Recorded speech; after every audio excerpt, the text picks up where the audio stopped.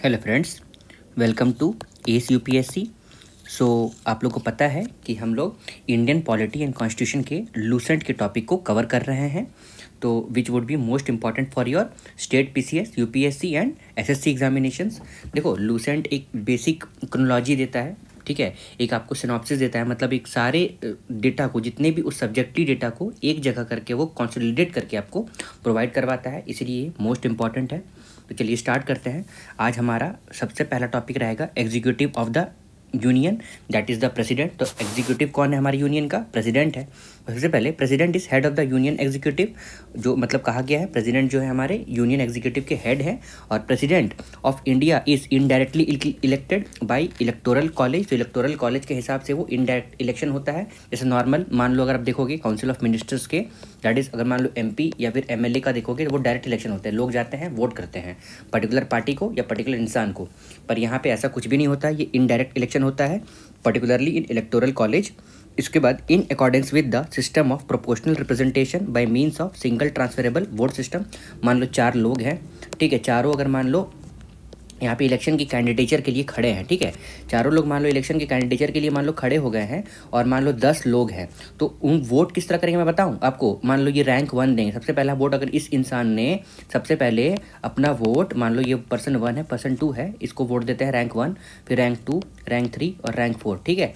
उसको दूसरा लोग भी आता है, इसी को रैंक 1 देता है, तो ये टॉप हो जाते हैं, ठीक है। उसके बाद अगर मान लो एलिमिनेट करना रहेगा ना, तो ये एलिमिनेट हो जाएंगे, और इसका जो वोट है ना चौथा, मतलब ये जो इंसान 1 है ना, ये सबको देगा अपना रैंक। जैसे मान लो ये रैंक 4 थे, तो इसी तरह मान लो ये पीपल सेकंड पीपल थे ना, वो इनको रैंक 2 दिए थे और उसके बाद इनको रैंक 4 दिए थे, तो इनका जो वोट है ना, ये इन दोनों में ट्रांसफ़र हो जाएगा। इसी को सिंगल ट्रांसफरेबल वोट सिस्टम बोलते हैं।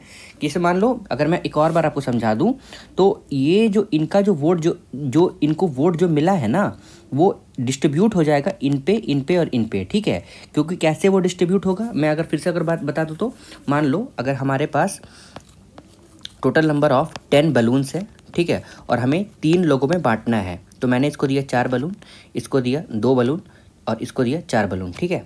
तो देखो, ये जो 2 बलून जो है ना, जब ये एलिमिनेट हो जाएगा ना, तो दोनों अपना बलून बांट देगा इन दोनों को। लेकिन ये जो बंटवारा जो होगा ना, वो इनसे पूछा जाएगा, particular person who have given him 10 balloons, क्या मैं ये बलून किनको दूं।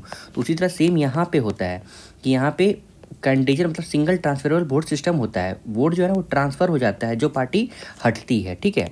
अगर आपको नहीं समझ में आया तो मैं फिर से कहीं और आपको समझा दूंगा, नहीं तो यहाँ पे लेक्चर वीडियो लंबा हो जाएगा। मैंने जस्ट ओवरव्यू आइडिया आपको दे दिया है, ठीक है। तो उसके बाद electoral college of the president consist of, तो इलेक्टोरल कॉलेज में कौन से लोग रहेंगे? The elected member of both the houses of parliament रहेंगे, मतलब इलेक्टेड मेंबर जो both the houses of parliament, मतलब लोकसभा एंड राज्यसभा। उसके बाद elected member of legislative assembly of the states, मतलब यहाँ पे लेजिस्लेटिव असेंबली बोल रहा है, लेजिस्लेटिव काउंसिल नहीं बोल रहा है, आपको ध्यान रखना है।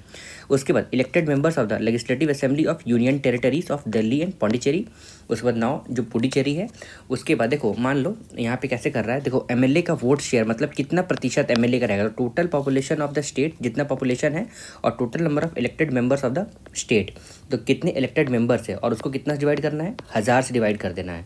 उसके बाद in presidential election vote value of an MP, देखो यहाँ पे ये वोट वैल्यू ऑफ एमएलए था, ये हमारा एमपी, तो सेम इसी तरह रहेगा। तो sum of vote value of elected member of all the legislative assembly, उसके बाद sum of elected member of both the houses of the parliament, ठीक है। तो ये एमपी का हो जाएगा, ये एमपी का, ये एमएलए का हो जाएगा हमारा, ठीक है। उसके बाद अब इनडायरेक्ट इलेक्शन होता है कैसे है, तो indirect election of the president is supported by on 2 ground, 2 ground में कौन सा होगा, तो direct election by a large electorate of people would be very costly, और वहीं पे real power is vested in the minister, so it would be anomalous to elect the president directly without giving him a real power. उसका qualification for the election as a president, तो qualification क्या होगा, वो citizen of India होना चाहिए। उसके बाद have complete as of 35, मतलब 35 साल उनको हो जाना चाहिए, मतलब इक्विवेलेंट 35 और मोर देन 35 होना चाहिए, उससे कम नहीं होना चाहिए। उसके बाद वो qualified for the election of कौन से हाउस का, तो हाउस ऑफ पीपल्स, ठीक है, दैट इज लोकसभा। उसके बाद must not hold any office of profit, मतलब उनको और कोई तरीका से गवर्नमेंट सब मतलब फंड नहीं मिलना चाहिए, मतलब पेमेंट नहीं आना चाहिए उनको, ठीक है। उस under the government of India और गवर्नमेंट ऑफ एनी स्टेट और अंडर एनी लोकल और other authority subject to control of any state government, मतलब कोई भी सरकारी संस्थान से उनको पेमेंट नहीं मिलना चाहिए, ठीक है। वही ऑफिस ऑफ प्रॉफिट हो जाएगा। उसके बाद एक सिटिंग प्रेसिडेंट या फिर सिटिंग वाइस प्रेसिडेंट जो होते हैं ना ऑफ द यूनियन और the governor of any state और मिनिस्टर आइदर फॉर यूनियन और for any state is not disqualified for election as president, ठीक है। मतलब ये क्या कह रहा है कि अगर एक प्रेसिडेंट है या फिर एक वाइस प्रेसिडेंट है, ठीक है, ऑफ द यूनियन और मान लो स्टेट का जो मान लो गवर्नर है और एनी अदर स्टेट और minister of either of the union मतलब union territory for any state is not disqualified, मतलब वो डिस्क्वालीफाइड नहीं है फॉर इलेक्शन एज प्रेसिडेंट, ठीक है। उसके बाद president term of office is 5 years, उनका टर्म ऑफ ऑफिस कितना है 5 year from the date on which he enters his office, मतलब जब वो ऑफिस के अंदर जाएंगे तब से लेके 5 साल तक का उनका टेन्योर रहेगा। और वो अपना रेजिग्नेशन किनको देंगे तो वाइस प्रेसिडेंट को देंगे। और ग्राउंड क्या रहेगा, मान लो उनको हटाना रहेगा तो only on the ground of impeachment of president specified under article 61 का clause 1 that is violation of the constitution और मिसबिहेवियर और इनकैपेसिटी। तो देखो वायलेशन ऑफ द कॉन्स्टिट्यूशन के हिसाब से उनको आप इम्पीच कर सकते हैं, ठीक है। अब देखो इम्पीचमेंट का भी कोई प्रोसीजर होगा तो देखो क्या कहता है, an impeachment is the quasi judicial process in the parliament. तो क्वासी जुडिशियल है मतलब हाफ जुडिशियल प्रोसेस है, ठीक है, पूरा जुडिशरी नहीं है, मतलब उसमें निर्णय नहीं लिया जाएगा, ठीक है। एक क्वासी जुडिशियल बॉडी है जो आइदर हाउस में prefer the charge of violation of the constitution by president provided that, मतलब अगर मान लो ऐसा दोनों हाउस में से लोगों को लगता है कि प्रेसिडेंट ने कॉन्स्टिट्यूशन का वायलेशन किया है तो क्या किया जाएगा, तो एक रेजोल्यूशन पास किया जाएगा जो प्रपोज्ड रहेगा और after 14 days notice in written is writing signed by not less than 1/4 total member of the houses. मतलब कितना मेंबर ऑफ द हाउसेस, मान लो 50 है तो 50 इंटू 1/4, ठीक है। तो इतने लोगों से आपको पर्टिकुलरली साइन करवाना पड़ेगा और 14 डेज पहले नोटिस भेजना पड़ेगा, रिटर्न नोटिस भेजना पड़ेगा, ठीक है, for impeachment of the president. और जो रिजोल्यूशन होगा ना is then passed by majority of not less than 2/3 of the total membership of the house, मतलब जितने भी मेंबर होंगे उसके 2/3 लोग जो होंगे ना, अगर वो हाँ बोलते हैं, उनमें हामी अगर भरते हैं तो ही आप प्रेसिडेंट को हटा सकते हो। तो क्या अभी तक प्रेसिडेंट किसी भी प्रेसिडेंट को इम्पीच या फिर हटाया क्या आपको पता है क्या, मुझे बता सकते हो कमेंट सेक्शन में। उसके बाद charge preferred by on house is investigated by the house, उसके बाद the president has a right to appear to the represented at such investigation। उसके बाद if a resolution is passed by not less than 2/3 of the total membership of the investigating house declaring that the charge has sustained, the president shall be removed from the office, मतलब president जो है वो remove हो सकते हैं office से। उसमें president should not, मतलब president should not be a member of either of the house of the parliament, मतलब प्रेसिडेंट जो है ना वो ना तो लोकसभा ना ही राज्यसभा के मेंबर होने चाहिए, ठीक है, ये आपको ध्यान रखना पड़ेगा। वो इंडिपेंडेंट बॉडी होना चाहिए, मतलब इंडिपेंडेंट मेंबर होना चाहिए। अगर मान लो लोकसभा राज्यसभा के मेंबर रहेंगे तो उनको सैलरी अलावेंस मिल रहा हो तो फिर ऑफिस ऑफ प्रॉफिट का भी बात इसमें आ जाएगा। मतलब सब चीज़ इंटर रिलेटेड होता है, आप जितना इंटर रिलेटेड कर पाओगे उतना ज़्यादा आपका कंसेप्ट क्लियर रहेगा। तो president shall not be a member of either house of the parliament और house of the legislature of any state। उसको if a member of the house of the parliament or house of legislature of any state is elected president, मतलब कह रहा है अगर वो president is state is elected president he shall be deemed to have vacate his seat in the house, मतलब अगर वो president के लिए elected हो जाते हैं तो उनको अपना house का सीट vacate करना होगा। अब देखो vacancy, तो vacancy of the house of the president can be caused in any of the following ways। तो कैसे हो सकता है vacant, देखो एक होता है vacancy, एक होता है absentee, ठीक है। तो वैकेंसी किसको कहा जाता है, ठीक है, वैकेंसी के बारे में पढ़ते हैं। तो on the expiry of the term of 5 year, मतलब 5 साल उनका अगर कार्यकाल पूरा हो जाता है तो वैकेंट हो गए, या फिर उनका डेथ हो गया, या फिर वो रेजिग्नेशन दे दिया उन्होंने, या फिर वो रिमूव कर दिए गए हैं बाय इम्पीचमेंट, या फिर example on sitting aside of his election as the president, otherwise example on the sitting aside of his election as the president. On election to the office of president must be completed before the expiration of the term, मतलब मान लो एक president का ये tenure ख़त्म हो रहा है तो उससे पहले ही इलेक्शन हो जाना चाहिए उनका, ठीक है, मतलब न्यूली इलेक्टेड प्रेसिडेंट पहले से इलेक्ट हो जाना चाहिए उनके टर्म को ख़त्म होते होते, उनके प्रीवियस वाले प्रेसिडेंट के टर्म को ख़त्म होते हुए, ठीक है। अब देखो प्रेसिडेंट ऑफ इंडिया, तो प्रेसिडेंट ऑफ इंडिया सबसे पहले आएंगे हमारे डॉक्टर राजेंद्र प्रसाद, जिनका टाइम कब था 1884 से लेके 1963 तक, जिनका टेनवर 26 जनवरी 1950 से लेके 13 में 1962 तक था। उसके बाद डॉक्टर एस राधाकृष्णन, ये 1888 से 1975 तक रहे हैं, जिनका टाइम पीरियड क्या था, तो 13 में 1962 से लेके 13 में 1967 तक। उस पर डॉक्टर जाकिर हुसैन 1897 से लेके 1969 तक ये रहे हैं। 1969 क्या है ये, 1869 क्या है आपको पता है, बताओ। ये किन्हीं का जन्मदिन था, मतलब ईयर ऑफ बर्थ था। फिर इनका टाइम पीरियड कब था, जाकिर हुसैन का 13 में 1967 से लेके 3 में 1969। देखो बहुत कम रहा है, 2 साल, ठीक है, 2 साल 3 साल ऐसे रहा है। उसके बाद जैसे जैसे हम लोग इवॉल्व होते गए हैं ना, वैसे प्रेसिडेंट का जो टाइम पीरियड है वो पूरा फुल होना स्टार्ट हो गया था। उस पर सर वीवी गिरी, ये 1894 से लेके 1980 तक थे, ये 24 अगस्त 1969 से लेके 24 अगस्त 1974 तक रहे हैं। फिर डॉक्टर फ़खरुद्दीन अली अहमद, ये 1905 से लेके 1977 तक इनका कार्यकाल रहा है, मतलब ये इतने दिन तक इनका मतलब ये date of year of birth to year of death. और ये टेनवर इनका कब रहा है, 24 अगस्त 1974 से लेके 11 फरवरी 1977 तक। उसका श्री एन संजीवा रेड्डी, ये 1913 से लेके 1966 तक रहे थे, और इनका प्रेसिडेंट का ये टेनवर कब तक रहा था, 25 जुलाई 1977 से लेके 25 जुलाई 1982 तक। उसके बाद ज्ञानी जैल सिंह, ये 1916 से लेके 1994 तक रहे थे, जो कि इनका टेनवर कब रहा था प्रेसिडेंट का, 25 जुलाई 1982 से लेके 25 जुलाई 1987 तक। उस पर सर आर वेंकट रमन, ये 1910 से लेके 2009 तक रहे थे, और ये 25 जुलाई 1987 से लेके 25 जुलाई 1992 तक थे। उसके बाद डॉक्टर शंकर दयाल शर्मा, ये 1918 से लेके 1999 तक रहे थे, जिनका टेनवर ऑफ प्रेसिडेंट कब था, 25 जुलाई 1992 से लेके 25 जुलाई 1997 तक। उसके बाद श्री के.आर. नारायण, ये 1920 से लेके 2005 तक थे, जिनका टाइम पीरियड क्या था, 25 जुलाई 1997 से लेके 25 जुलाई 2000 तक। और डॉक्टर ए.पी.जे. अब्दुल कलाम, ये 1931 से लेके 2015 तक रहे थे, और इनका प्रेसिडेंट का कार्यकाल कब रहा था, 25 जुलाई 2002 टू 25 जुलाई 2007। उसके बाद श्रीमती प्रतिभा देवी सिंह पाटिल, ये इनका टाइम पीरियड मतलब बर्थ 1934, और यहाँ पे 25 जुलाई 2007 से लेके 25 जुलाई 2012 तक रहे थे। और श्री प्रणब मुखर्जी, ये बर्थ इनका 1935 में, जो अगर देखा जाए तो इनका टेनवर ऑफ प्रेसिडेंट 25 जुलाई 2012 से लेके 25 जुलाई 2017। और श्री रामनाथ कोविंद, ये 25 जुलाई 2017 से लेके कब तक थे आपको याद है। और इनके बाद कौन था हमारे, श्रीमती द्रौपदी मुर्मू, ओके, ये कहाँ की सीएम थी, सॉरी गवर्नर थी, ये आपको ध्यान है, झारखंड की थी क्या। और उसके बाद ये मतलब कहाँ से बिलोंग करती है, उड़ीसा से है क्या।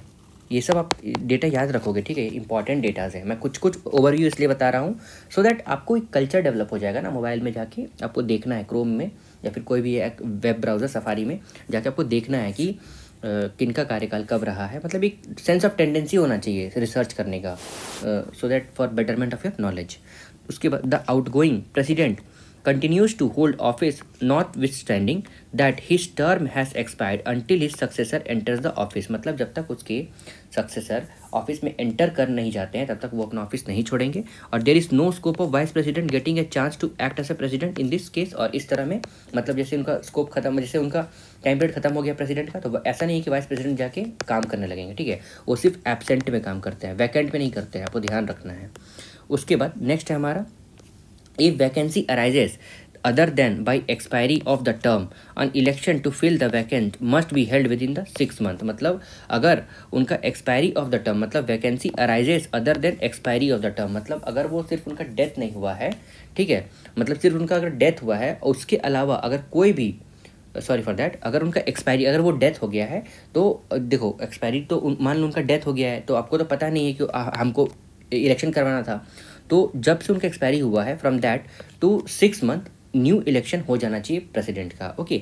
उसके बाद if mid term vacancy arises, मान लो एक मिड टर्म में वैकेंसी आ जाता है for the office of president by president, देखो याद रखना आपको वैकेंसी, ठीक है, तो act as a president until a new president is elected। अब देखते हैं increase in emolument of the president, vice president and government. Emolument तो समझ रहे हो ना, पैसा, मतलब उनका ये क्या बोलते हैं उसको, पेमेंट।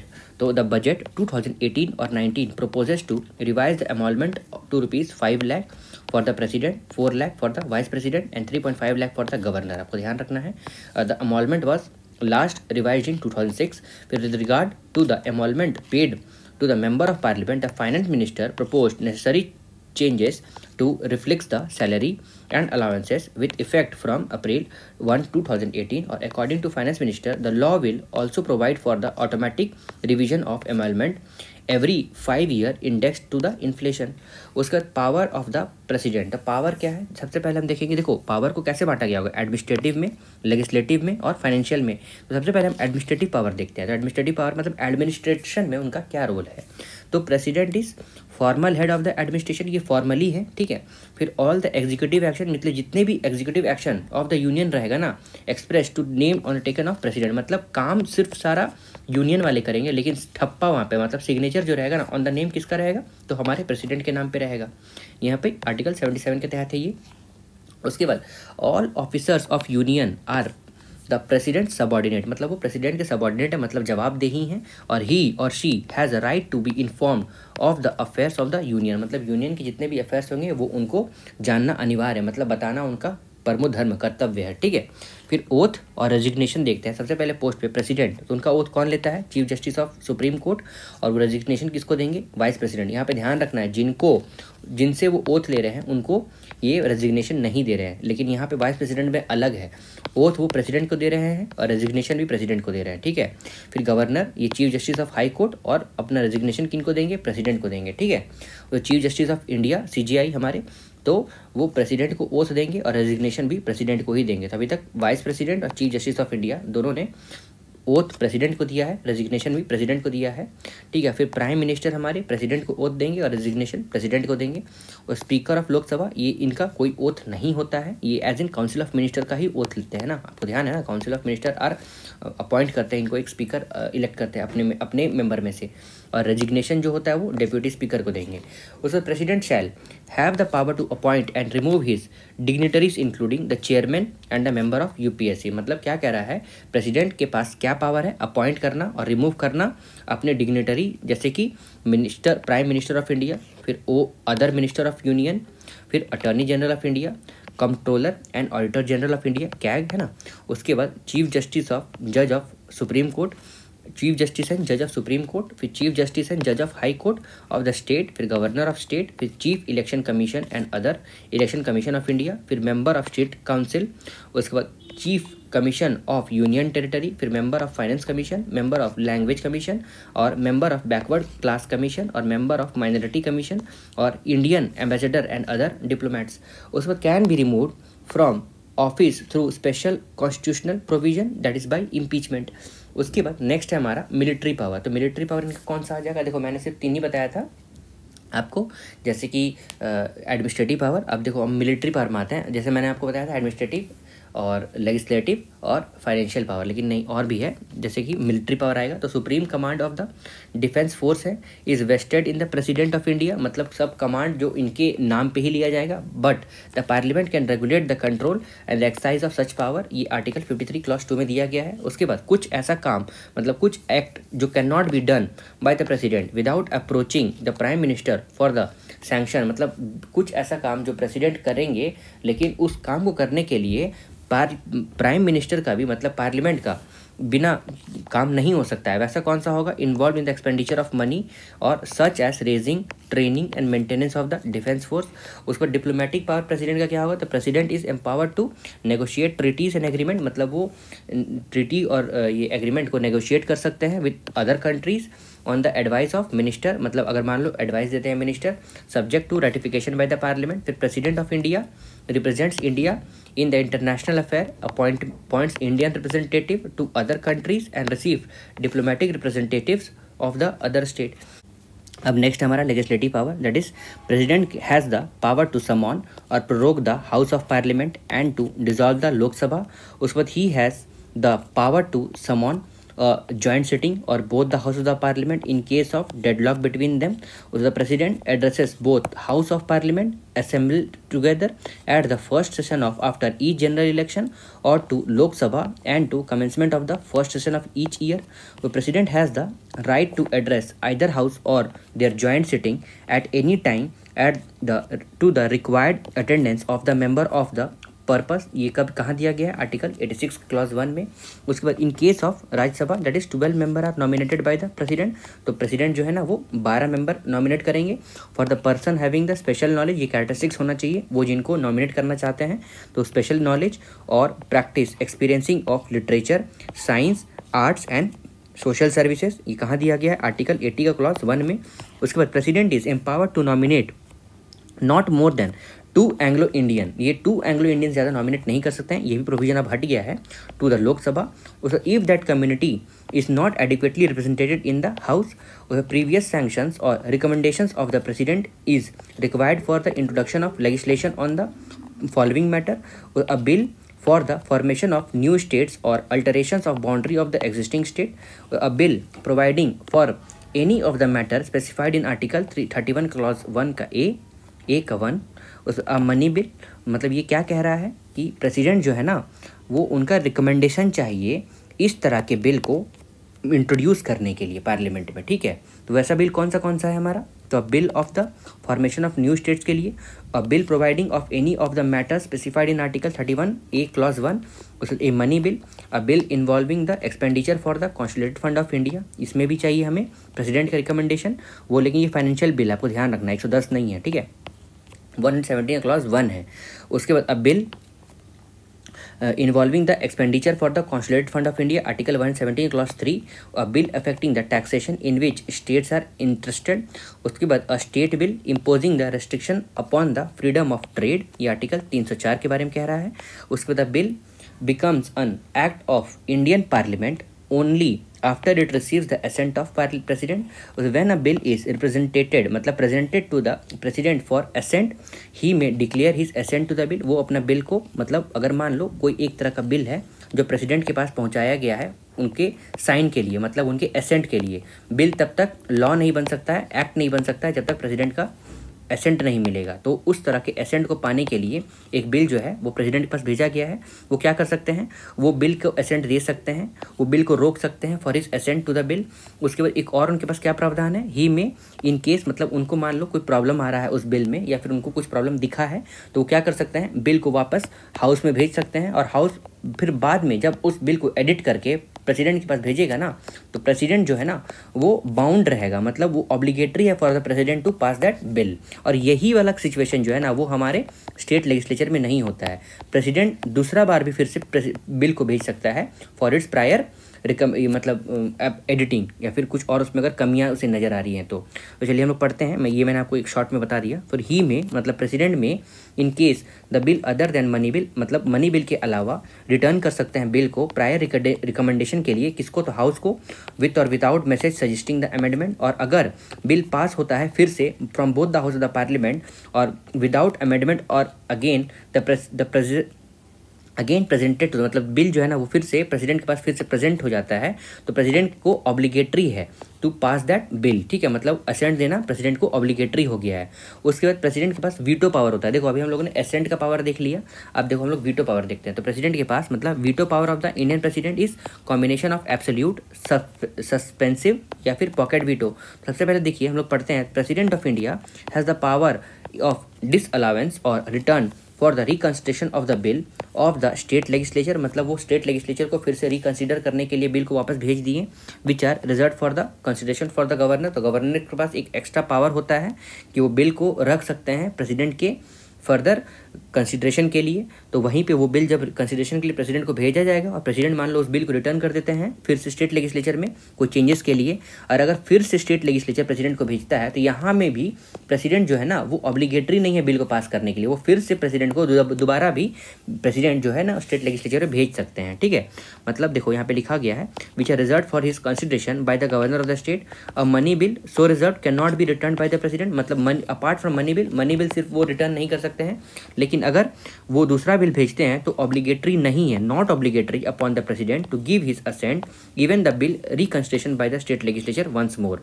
उसके बाद president can legislate by ordinance at a time when it is not possible to have a parliamentary enactment on subject immediately। ये कहाँ दिया गया? आर्टिकल 123 में, मतलब ordinance power making power article 123।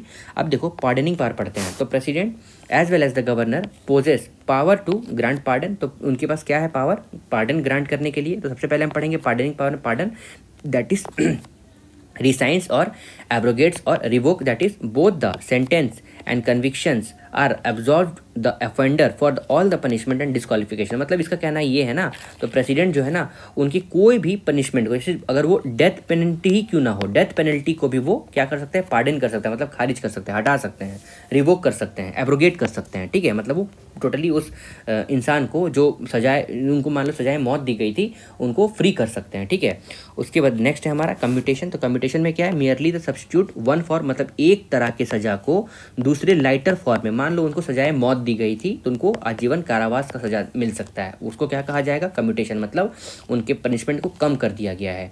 अब रेमिशन, तो रेमिशन क्या करना है? रेमिशन मतलब कम कर देना, मतलब as in tenure, that is reduce the amount of sentence. मतलब मान लो उनको आजीवन कारावास दिया गया था, सजा आजीवन कारावास का सजा दिया गया था, वो कम करके कितना कर दिया है? मान लो 15 साल 20 साल इतना कर दिया है। तो वो क्या किया है? कैरेक्टर को चेंज नहीं किया है, लेकिन उनके सजा को कम कर दिया गया है, वो हमारा रिमिशन है।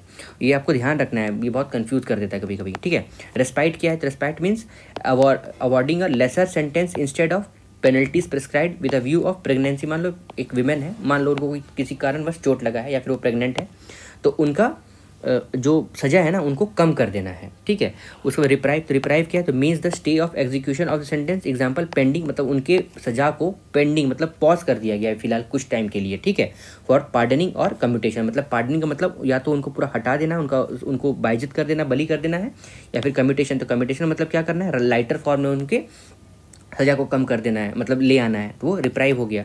अब देखते हैं comparison between the pardoning power of the president governor. देखो सारा चीज़ सेम ही रहेगा, बस यहाँ पे जो सजाए मौत को भी ये प्रेसिडेंट जो है ना, मतलब डेथ पेनल्टी को भी वो हटा सकते थे, प्रेसिडेंट हटा सकते थे, यही काम गवर्नर नहीं कर सकते। ठीक है, वो मतलब उनके अथॉरिटी में नहीं है, वो उतना कम नहीं कर सकते हैं किसी की सजा को। जैसे कि president has the power to grant pardon या फिर रिप्राइव, रेस्पाइट, सस्पेंशन, रिमिशन और commutation in respect of punishment और sentence by the court martial. Governor has no such power, government के पास ऐसा कोई, मतलब गवर्नर के पास ऐसा कोई पावर नहीं है। उसके बाद president's power extend up to the executive power of the union और governor's power extends up to the executive power of the state. फिर governor has no power to pardon in case of sentence of death but he can suspend, मतलब वो suspend कर सकते हैं, remit कर सकते हैं, कम्यूट कर सकते हैं। सस्पेंड मतलब कम कर सकते हैं, रिमिट का मतलब मैं आपको पहले बताया था, कम्यूट का मतलब लेटर फॉर्म में ले आना। ठीक है, sentence of death only president can pardon a death sentence, मतलब डेथ सेंटेंस सिर्फ प्रेसिडेंट ही पार्डन कर सकते हैं, not in case of governor. उसको इमरजेंसी प्रोविजन देखते हैं। तो president has extraordinary power to deal with the situations of emergency. तो इमरजेंसी में क्या रहेगा? सबसे पहले हम देखते हैं मिसलेनियस पावर में प्रेसिडेंट के पास कॉन्स्टिट्यूशनल अथॉरिटी है to make rules and regulations relating to various matter. जैसे कि देखा जाए तो उनके पास क्या है? Power to give instruction to the governor, governor को इंस्ट्रक्ट कर सकते हैं for the promulgate an ordinance if the bill containing the same provisions required previous sanction of the president. मतलब अगर मान लो वो ऑर्डिनेंस मेकिंग पावर प्रेसिडेंट के पास है और वहाँ तक कि वो गवर्नर को भी बता सकते हैं कि आप ये bill with the help of ordinance लेकर आइए अपने स्टेट में लागू करवाने के लिए। ठीक है, जैसे हम लोग कहते हैं ना राष्ट्रपति शासन, ये ऐसे ही चलता है। उसके बाद president has the power to refer any question of public importance for the opinion of the supreme court. मतलब सुप्रीम कोर्ट को उनका ओपिनियन मांग सकते हैं, किसके लिए? पब्लिक इंपॉर्टेंस के लिए। और कौन मांग सकता है? प्रेसिडेंट मांग सकते हैं। उसके बाद नेक्स्ट है president has the power to appoint certain commissions for the purpose of reporting on specific matter. मान लो किसी मैटर में जैसे SC ST या फिर क्या कहते हैं इसको, शेड्यूल ट्राइब, बैकवर्ड क्लासेस के लोगों को रूल्स एंड रेगुलेशंस बताने के लिए या फिर उनके बारे में कुछ जानने के लिए अगर प्रेसिडेंट को कोई कमीशन सेटअप करना तो वो कर सकते हैं, so that for their betterment of growth and development. जैसे देखो यहाँ पे लिखा होगा, तो पर्पस ऑफ रिपोर्टिंग मतलब रिपोर्ट करने के लिए ऑन द स्पेसिफिक मैटर, कौन? प्रेसिडेंट अपॉइंट कर सकते हैं commission for reporting on administrative matter, और किसके मैटर के लिए, जैसे शेड्यूल एरिया वाले, वेलफेयर ऑफ शेड्यूल ट्राइब के लिए, बैकवर्ड क्लासेस लोगों के लिए, फाइनेंस कमीशन के लिए, कमीशन ऑफ ऑफिशियल लैंग्वेज के लिए और इंटर स्टेट काउंसिल के लिए, इतने सारे लोगों और इतने सारे संस्थान के लिए प्रेसिडेंट एक कमीशन सेटअप कर सकते हैं। ठीक है, फिर president has some special power that is union territory और territories which are directly administered by union, or the president shall have the certain special power that is in respect to administration of scheduled area and tribal area in the Assam। और president के पास क्या है, certain special power है, जैसे कि वो recommend कर सकते हैं, मतलब रिस्पॉन्सिबिलिटी है regarding the administration of the scheduled caste. उसके बाद वाइस प्रेसिडेंट, तो वाइस प्रेसिडेंट क्या है, ये indirectly elected by the means of single transferable vote system, जैसे कि प्रेसिडेंट हमारे इलेक्ट होते थे। उसके बाद state legislature do not take part in the election of vice president. आपको ध्यान रखना है, मेंबर ऑफ लेजिस्लेटिव असेंबली नहीं पार्ट लेता है हमारे वाइस प्रेसिडेंट को इलेक्ट होने के लिए। आपको यही एक ट्रैप वाला क्वेश्चन भी रहता है, ठीक है, लेकिन वहाँ पे प्रेसिडेंट के टाइम पे वो रहता है, मतलब प्रेजेंट रहता है, मेंबर ऑफ लेजिस्लेटिव असेंबली रहते हैं फॉर द इलेक्शन। अगर मैं देख पाऊँ तो बता देता हूँ, रुको, देखो क्वालिफिकेशन यहाँ पे आ गया हमारा, देखो elected by the member of both the house of the parliament और elected member of the legislative assembly है ना यहाँ पे, और वहीं पे वाइस प्रेसिडेंट में ऐसा कुछ भी नहीं है। ठीक है, देखो वाइस प्रेसिडेंट में स्टेट लेजिस्लेचर नहीं होना चाहिए। उसके बाद electoral college for the vice president consist of the member of both the houses of the parliament. उसके बाद elected to be elected as a vice president of India a person must be, वो citizen of India होना चाहिए और उनका as 35 या 35 से ज़्यादा होना चाहिए, और वो कोई भी ऑफिस ऑफ प्रॉफिट होल्ड नहीं करना चाहिए। मैंने आपको ऑफिस ऑफ प्रॉफिट के बारे में बताया। उसके वाइस प्रेसिडेंट गवर्नर और minister for the union as state, कहाँ रिफर्ड है, आर्टिकल 66 में। फिर qualified for election as a member of Rajya Sabha. उसको in case of member of legislature is elected vice president, he shall be deem to have vacate his seat in the house to which he belongs. मतलब अगर मान लो वो legislative assembly या फिर legislative council के member हैं और वो अगर वाइस प्रेसिडेंट इलेक्ट हो जाते हैं तो उनको अपना प्रीवियस जो हाउस, मतलब प्रीवियस जो सीट है ना, वो छोड़ना पड़ेगा। अब देखते हैं वाइस प्रेसिडेंट ऑफ इंडिया में सबसे पहले आएंगे हमारे डॉक्टर एस राधाकृष्णन, जो कि टाइम पीरियड इनका रहा है 1952 से लेकर 1962 तक। उसके बाद डॉक्टर जाकिर हुसैन, ये टेनवर इनका रहा है 1962 से लेकर 1967 तक। फिर वीवी गिरी, ये टेनवर इनका रहा है 1967 से लेकर 69 तक। फिर गोपाल स्वरूप पाठक, ये 1969 से लेकर 1974 तक। फिर बी डी जट्टी, ये 1974 से लेकर 1979 तक। फिर जस्टिस एमडी हिदायतुल्लाह, ये 1979 से लेकर 1984 तक। फिर आर वेंकटरमन 1984 से लेकर 1987 तक। फिर डॉक्टर शंकर दयाल शर्मा 1987 से लेकर 1992 तक। फिर के आर नारायण 1992 से लेकर 1997 तक। फिर कृष्णकांत, ये 1997 से लेकर 2002 तक। और भरौई सिंह शेखावत, ये 2002 से लेकर 10th of 8th of 2007। ठीक है, उसके बाद यहाँ पे एम वेंकैया नायडू, ये कब तक, 11 अगस्त 2017 से लेके कब तक रहे थे बताओ। और अभी हमारे फिलहाल वाइस प्रेसिडेंट कौन है, ठीक है। उसके बाद टर्म, अभी फिलहाल वो बहुत ज़्यादा बीमार भी थे, ठीक है। उनके बाद उन्होंने एक नया बिल भी लाया है फॉर शेड्यूल, फॉर ये क्या बोलते हैं, एनजैक जब हटा था ना तो वो प्रोविज़न हट गया था, तो उसी को फिर से लागू करने के लिए अभी उन्होंने एक बिल भी लाया है हमारे वीपी ने। कौन है बताओ। The term of office of vice president is 5 year. कितना है उनका टर्म, 5 ईयर है, from the date on which he enters upon his house.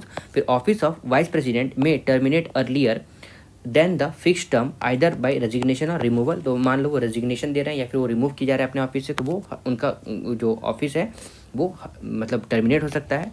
फिर formal impeachment is not required to vice president removal. मतलब जैसे फॉर्मल इम्पीचमेंट प्रेसिडेंट के लिए important था ना, 14 डेज प्रायर क्या बोलते हैं उसको देना पड़ता है, नोटिस देना पड़ता है, वैसे वाइस प्रेसिडेंट में जरूरत नहीं पड़ता है। उसको vice president can be removed by resolution of Rajya Sabha passed by a majority of its member and agreed by Lok Sabha. उसके बाद नेक्स्ट है a sitting vice president is eligible for reelection, that is doctor R Radhakrishnan was the elected as a vice president of India for second term. मतलब फिर से वो elect हो सकते हैं, जैसे शायद हमारे रामनाथ कोविंद भी वैसे नहीं, सॉरी वो हमारे प्रेसिडेंट है, सॉरी फॉर माई मिस्टेक। उसके बाद लेकिन हुआ उनका भी वही था, वो फिर से इलेक्ट हो गए थे। उसके बाद no function are attach to the office of vice president, that is the normal function of vice president is to act as the ex officio chairman of Rajya Sabha. फिर if an vacancy occurs in the office of president, मान लो कोई vacancy हो जाता है, vice president acts as president until a new president is elected and enters upon his house. उसके for the first time during 15th day visit doctor Rajendra Prasad to Soviet Union in June 1960, the then Vice President, that is Dr. S. Radhakrishnan, acted as the President. मतलब first time 15 day visit के लिए doctor Rajendra Prasad ने कहाँ चला गया थे, Soviet union में चले गए थे. तो doctor S Radhakrishnan acted as the president owing to the inability of the president to discharge his duties. उसके बाद power to determine when the president is unable to discharge his duties और when he should resume his duties in is understood to be belong to the president himself. So if the office of both the parliament of the president and the vice president fall vacant, मतलब both, मान लो in case मैंने आपको बताया था ना, president का अगर मान लो वैकेंट हो जाता है तो इलेक्शन अब करवाना पड़ेगा, और अगर मान लो उनका डेथ हो जाता है तुरंत वाइस प्रेसिडेंट को एज एन प्रेसिडेंट घोषित कर दिया जाएगा. लेकिन इन केस अगर मान लो प्रेसिडेंट और वाइस प्रेसिडेंट दोनों का फॉल वैकेंट हो जाता है by reason of death, resignation, removal etcetera, तो चीफ जस्टिस ऑफ इंडिया और in his absence the senior most जज of supreme court acts as a president. आपको ध्यान रखना है. उसके बाद for the first time in 1969 when the president doctor Zakir Hussain died and the vice president Shri V V Giri resign, the chief justice that is MD Hidayatullah acted as a president. ठीक है. उसके बाद देखो मान लो हम आगे पढ़ते हैं, यहाँ पे क्या लिखा हुआ है. तो when the vice president acts as a president he gets the emolument of president, ये कहाँ से गया, हाँ, president, otherwise he gets the salary of chairman of the Rajya Sabha. When the vice president acts as a president the deputy chairman of Rajya Sabha acts as a chairman. आपको ध्यान रखना है, deputy chairman वो क्या एक्ट करेंगे, एज एन चेयरमैन एक्ट करेंगे. ठीक है. उसके बाद determinations of doubt and disputes में देखा जाए तो retaining to the election of president that is और vice president is described in article 71, जिसका main provision are as follows. किस तरह होगा, तो such disputes are decided by the Supreme Court whose jurisdiction is exclusive and final. Also, no such disputes can be raised on the ground of any vacancy in the electoral college. Also, if the election of president or vice president is declared void by Supreme Court, मान लो void declare कर दिया गया है, तो act done by him prior to date of such decision of Supreme Court is not invalidated. ठीक है.